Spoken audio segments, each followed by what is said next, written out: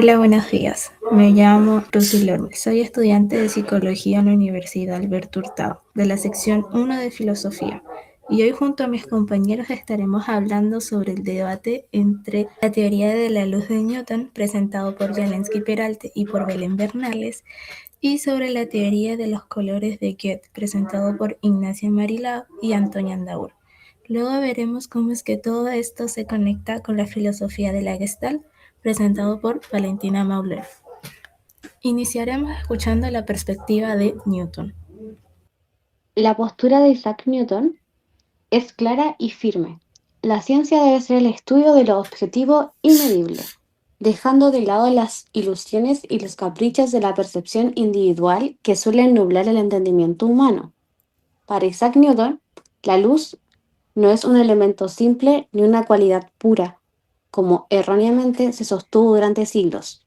Él propone que la luz solar es una mezcla heterogénea de diversos rayos que poseen, de manera intrínseca, propiedades cromáticas y grados de refrangibilidad distintos.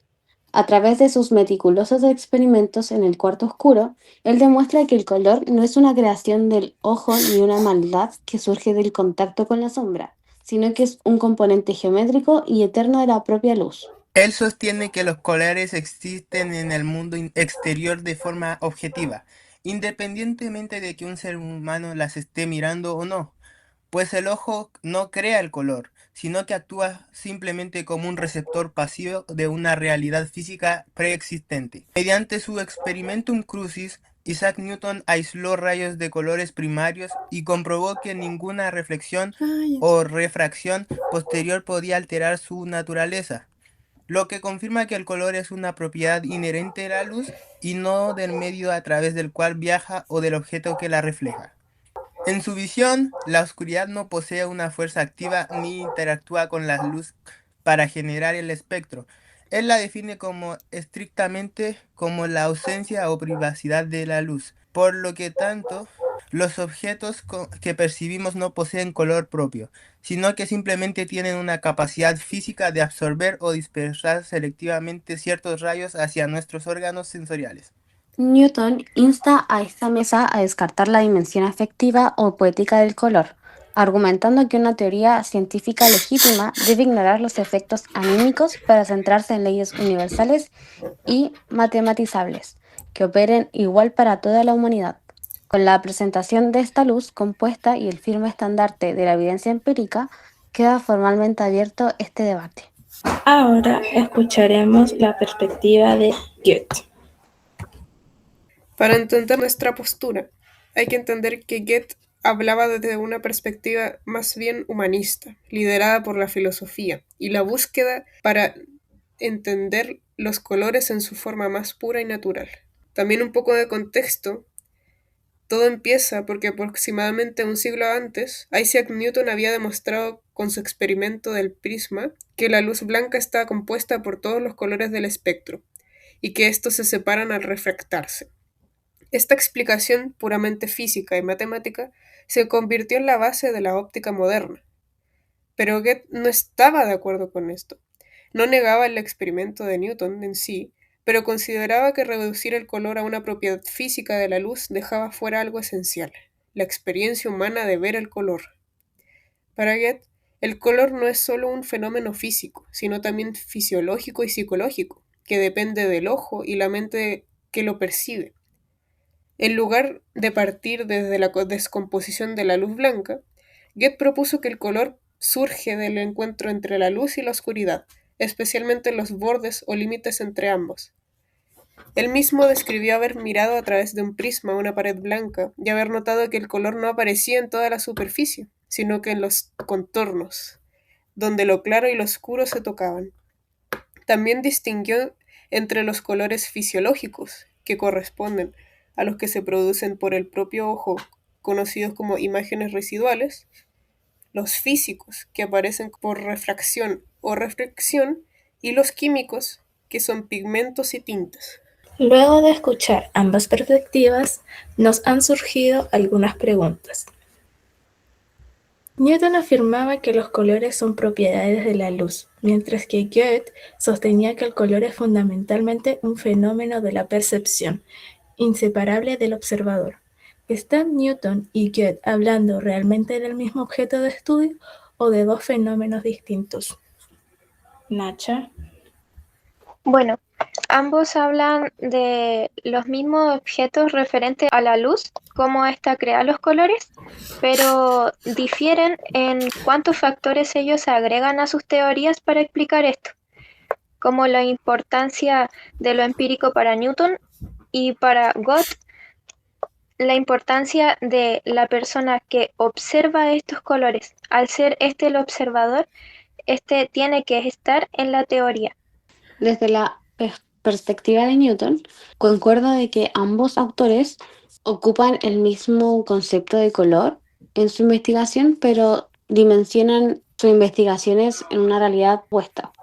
Mientras que Newton se concentra en la constitución física de la luz, demostrando mediante sus experimentos con prismas que esta es una mezcla heterogénea de rayos con distintos grados de refrangibilidad.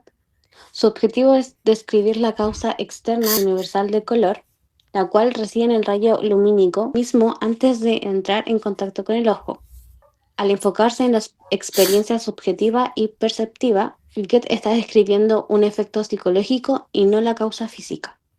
También me gustaría agregar que uno de los ejemplos que da Goethe para explicar por qué es relevante el papel del sujeto, lo explica diciendo de que la naturaleza le comunica a la persona información a través de los colores y ella necesita que alguien vea estos colores.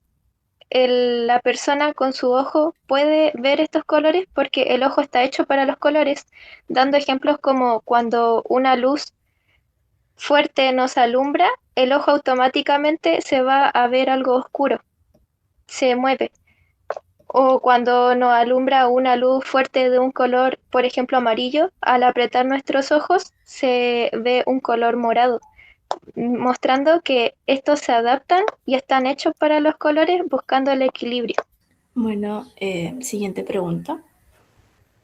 Una diferencia central es que para Newton la oscuridad es simplemente ausencia de luz, mientras que Goethe la consideraba un polo activo que interactúa con la luz para producir color. ¿Tiene algún valor explicativo esta idea goetiana o es un error conceptual? Antonio. Sí tiene un valor explicativo y no es un error conceptual, ya que el hecho de que se tomen la luz y la oscuridad como elementos y como polos opuestos y que interactúan entre sí hace que sea más fácil explicar el hecho de que los colores fluctúen y tengan un papel no tan restrictivo como el que se plantea en la teoría de Newton. Porque, por ejemplo, el hecho de que existan los dos al mismo tiempo y no que uno dependa del otro para poder estar presente en la escena, digamos, hace que haya una nueva perspectiva y que tenga valor el hecho de que se hable de que existan esas dos materias más que existan aparte. Como dice Mel, la luz y la oscuridad son dos factores activos que se necesita esta dinámica, esta lucha entre ambos para crear un sentido, que nosotros veamos un sentido, un paisaje, si solamente existiera la luz, no veríamos un sentido, porque no estaría la oscuridad. Y si solamente estuviera la oscuridad, tampoco veríamos un sentido, por lo que se necesita de ambas, de este juego de ambas. Y en este mismo juego, Goethe explica que aparecen estos colores que nos informan y nos ayudan a ir por nuestro medio. Por ejemplo, con las sombras no vemos objetos planos, por lo que nos ayuda a poder navegar por nuestra vida. Para Isaac Newton, la premisa de la oscuridad como un polo activo es un error conceptual derivado de siglos del pensamiento aristotélico, que él mismo se encargó de refutar. Newton define la oscuridad estrictamente como la mera ausencia o privación de luz. Su experimentum crucis es la evidencia definitiva contra la idea de Goethe, Al aislar un rayo de color puro y comprobar que éste mantiene su identidad sin necesidad de interactuar con la sombra o la oscuridad, queda probado que el color es una propiedad inmanente de la luz y no un producto de lucha entre claridad y penumbra. El prisma no añade color al mezclarse con la sombra, simplemente separa lo que ya está allí. Ok, siguiente pregunta. La teoría de Newton fue adoptada por la física y la óptica moderna, mientras que la de Goethe tuvo mayor impacto en el arte, el diseño y la fenomenología. ¿Significa esto que Newton ganó el debate o que cada teoría respondía a preguntas distintas y legítimas? Nacha. Bueno, esto no significa que Newton haya ganado un debate, sino que ambos depende la persona que elija una postura de estas, qué respuesta quiere. Porque ambos, aunque empezaron con los mismos objetos de estudio que sería la luz, la formación de los colores, terminaron con valores explicativos distintos gracias a los factores que fueron añadiendo. Newton con una mirada más empírica y Goethe con una mirada más humanista en el sentido de integrar a un sujeto activo en la relación de los colores. En el fondo, Newton ganó el debate de cierto modo al ser desde una perspectiva más materialista de buscar resultados concretos a respuestas universales y que Goethe era más subjetivo, que puede tener su lugar en el arte, pero le falta poder predictivo y la certeza que exige la ciencia. Cada uno responde preguntas distintas. Se puede considerar que Newton responde a preguntas más universales, mientras que Goethe es más para la filosofía, la poesía y toda esa perspectiva más subjetiva. Además, Newton sostiene que la ciencia natural no busca la belleza o la comodidad del observador, sino leyes universales e independientes de éste. El hecho de que la teoría de Goethe mantenga relevancia en el arte o el diseño no le otorga validez dentro del estudio de la naturaleza, pues el arte puede sustentarse en ilusiones subjetivas, mientras que la ciencia solo prospera sobre la estructura matemática y física que él proporcionó. Pero entonces yo creo que finalmente nosotros respondemos preguntas distintas y legítimas. Entonces no es justo comparar o decir que uno ganó, ya que cada uno tiene una perspectiva tanto científica como humanista y pueden tener puntos de convergencia, pero eso no significa que sea justo dar un criterio para decir quién puede haber triunfado en hallazgos. Bien, continuamos con la siguiente pregunta. Goethe asoció cada color a estados anímicos y efectos psicológicos, como el amarillo con la alegría o el azul con la calma, integrando la dimensión afectiva en su teoría. ¿Puede una teoría científica del color ignorar legítimamente estos efectos o está dejando fuera datos empíricamente relevantes sobre cómo los seres humanos perciben el mundo? Jalensky. No, una teoría científica tiene que enfocarse en lo medible, en las cualidades primarias. Los efectos psicológicos son secundarios porque cambian de persona a persona. Es algo subjetivo. Mientras que la ciencia busca lo universal y lo cuantificable. Para llegar a la verdad, los sentidos necesitan ser guiados por la razón y el método, porque la vista suele generar ilusiones que no corresponden a lo que realmente ocurre con los rayos de luz. La vista es algo que se puede estafar, que se puede manipular de cierta manera con las ilusiones. No se puede llegar solo con ella a la verdad absoluta. Para agregar, incluir la dimensión afectiva en una teoría física sería, según él, dejar fuera la verdad para centrarse en la ilusión. La percepción humana es una construcción mental evolutiva, pero la física se ocupa de la realidad externa. Por tanto, los estados de ánimo no son datos empíricamente relevantes para describir la arquitectura del universo. Son fenómenos de la mente que no afectan en nada a la naturaleza física de los rayos de luz. Yo creo que en esta oportunidad ustedes están equivocados, porque también hay que empezar de un término en que nuestra postura no podría ser calificada como una teoría científica como tal, porque nosotros no hablamos desde una perspectiva científica. Tampoco es decir que nosotros no hablamos de algo con certeza y hablamos puro bachinche. A lo que me refiero es que la teoría científica tiene criterios y ciertas especificaciones para ser una teoría científica que limitarían mucho el pensamiento que tenemos nosotros acerca de que los colores necesitan al sujeto para poder tener un sentido real. Así que no se pueden dejar fuera estos datos solamente por buscar una perspectiva más empírica, porque quitaría todo el sentido a lo que nosotros planteamos. Bueno, además agregar que no se pueden dejar de lado también en una teoría del color, son relevantes ya que en los colores nosotros somos quien los percibimos. Por eso para Goethe es muy relevante ver cómo estos colores afectan en las personas que son quien perciben estos fenómenos, quien los experimentan en su vida. Cómo se relacionan con estos fenómenos es muy relevante.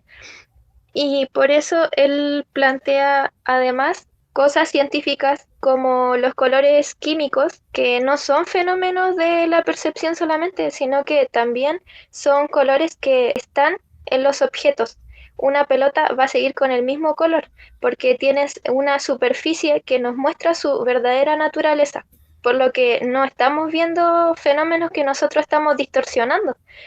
Además, también explica fenómenos donde sí nosotros distorsionamos, pero porque nosotros vemos una totalidad de las relaciones. Por ejemplo, las sombras coloridas, que él llama los colores fisiológicos, si nos alumbran con diferentes tonos de luz, nosotros podemos ver ese tono de luz como su color complementario en la sombra, pero si se divide como Newton lo haría, dividiéndolo en secciones, podría verse que no es así, pero en nuestra percepción, en nuestra experiencia, sí se ve así, por lo que explica cosas que nosotros no distorsionamos y las que sí distorsionamos, y cómo nos afectan. Cómo nos afectan estos, no crea una ley general de cómo a las personas le afectan los colores, sino que él también menciona de que es muy relevante saber la historia de la persona y su cultura para saber cómo le puede variar su asociación a tal color, pero también a nosotros, por ejemplo, en un día soleado o un día nublado, no nos da la misma sensación. Eso. Yo también quiero agregar que, tomándolo también por el tema de que se habla de una teoría científica, como Goethe habla de una base filosófica y mezclada también un poco con la psicología, hay que tener en cuenta que estas no son ciencias precisamente exactas. Entonces, también ligado a lo que decía mi compañera, es esencial hacer esta distinción, de que así como se habla de una parte empírica, Goethe también desvela esa parte psicológica que no siempre se toma y que a lo mejor es relevante darle ese espacio a la subjetividad. Ahí tendría que entrar a refutar un poco su desarrollo, porque se nos está preguntando si es que se puede, o sea, si es que puede una teoría científica ignorar los efectos anímicos, lo cual una teoría científica busca explicar un concepto sólidamente y altamente verificada.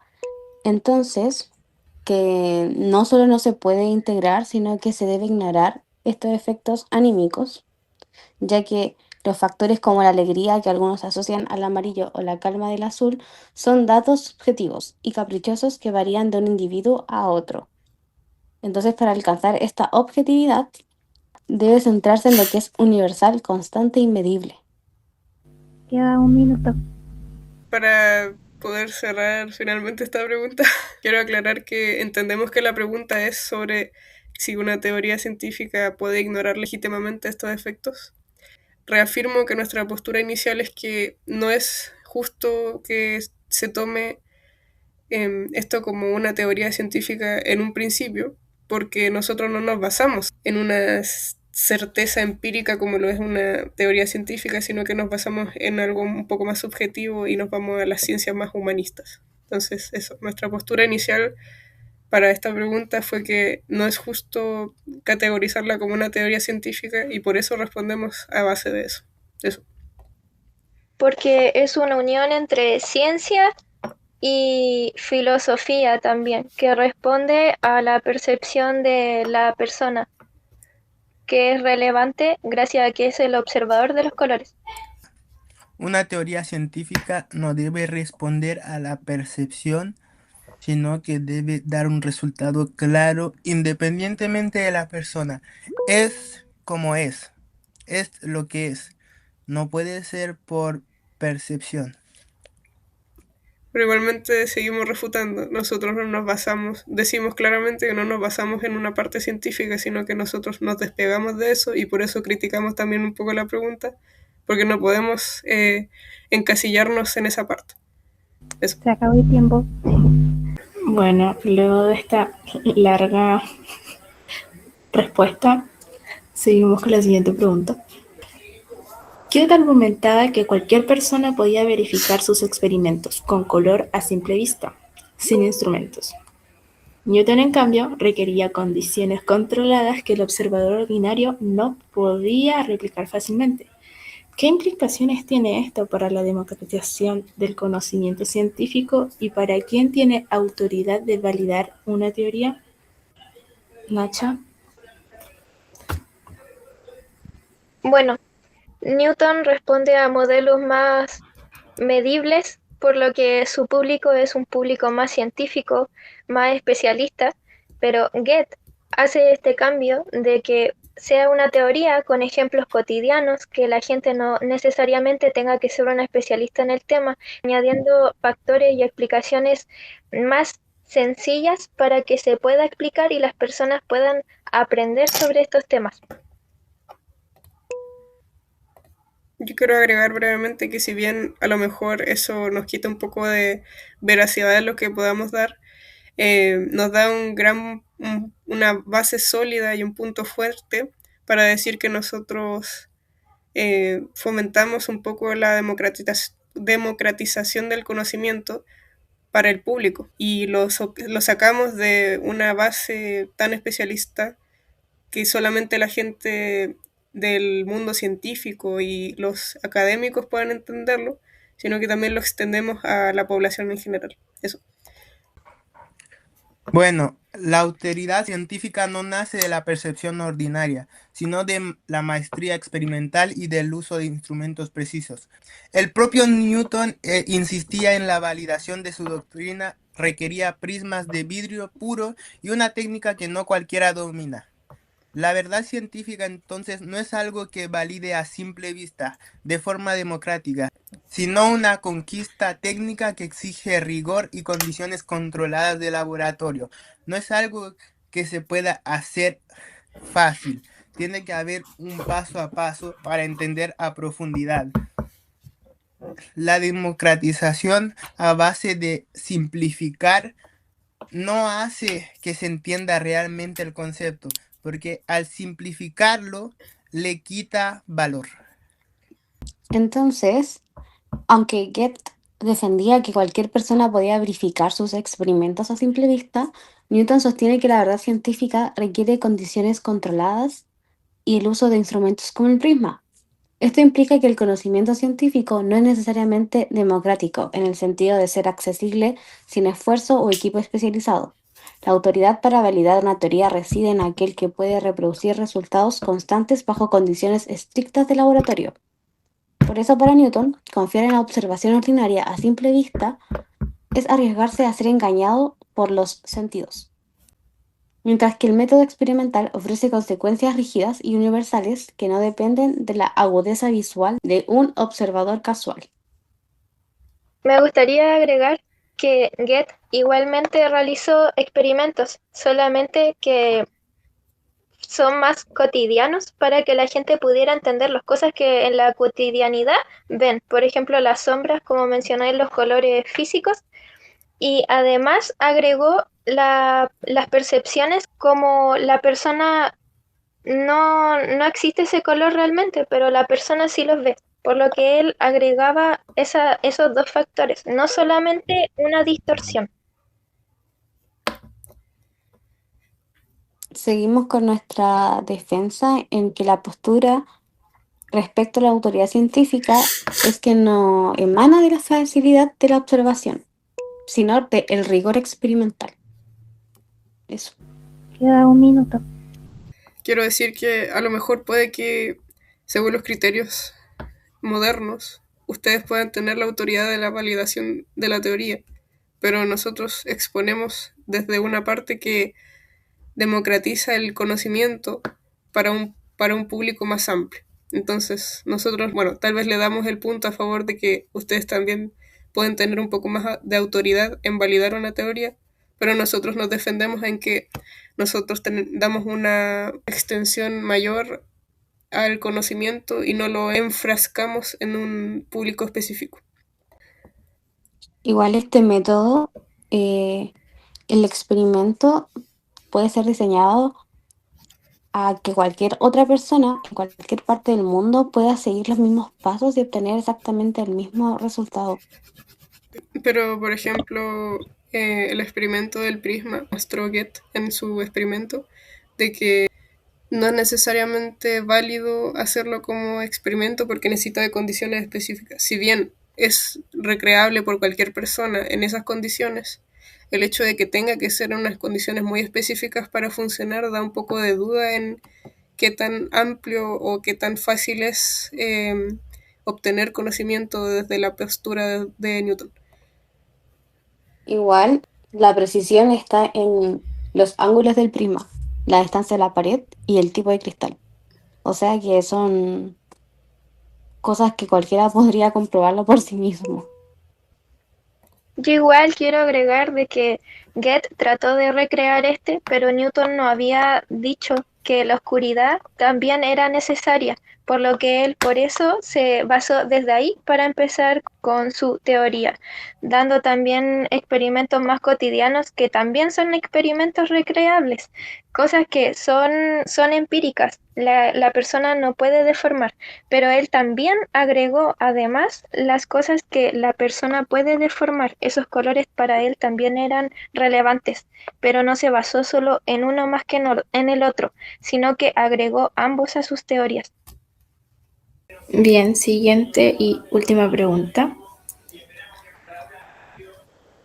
Algunos filósofos de la ciencia, como Thomas Kuhn, aunque no en referencia directa a este caso, han argumentado que paradigmas distintos no son directamente comparables. ¿Es posible evaluar las teorías de Newton y Goethe con los mismos criterios o cada una exige su propio marco de evaluación? Yo creo que, como lo hemos planteado anteriormente, no es justo tener que evaluar las teorías en los mismos criterios, ya que tenemos, si bien empezamos desde un punto en común, que es experimentar y tratar de explicar la naturaleza de los colores y cómo interactúan con nosotros, no es válido evaluarlo bajo los mismos criterios porque nosotros nos desviamos a una parte más bien filosófica y psicológica de este proceso.